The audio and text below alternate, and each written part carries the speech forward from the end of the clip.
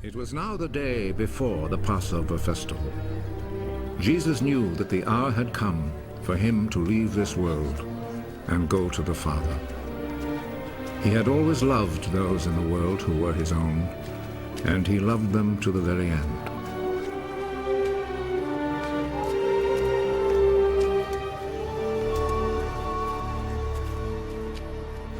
Jesus and his disciples were at supper.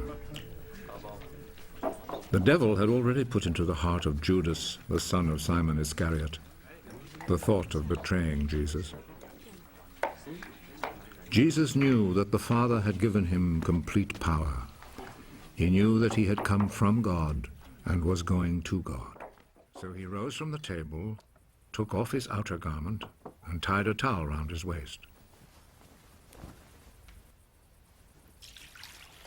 Then he poured some water into a wash basin and began to wash the disciples' feet and dry them with the towel around his waist.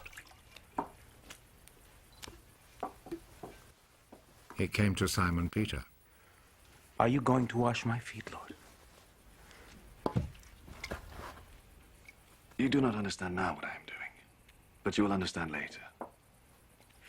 Never, at any time, will you wash my feet. If I do not wash your feet, you will no longer be my disciple. Lord,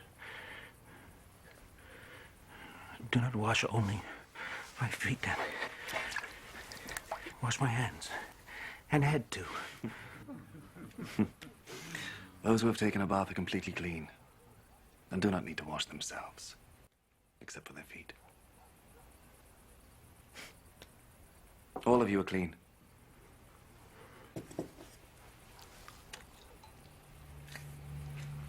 All except one. Jesus already knew who was going to betray him.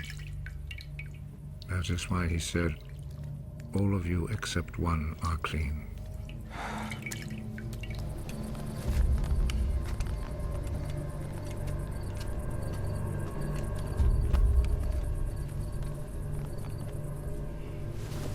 After Jesus had washed their feet, he put his outer garment back on and returned to his place at the table. Do you understand what I have just done to you? You call me teacher and Lord. And it is right that you should do so because that is what I am.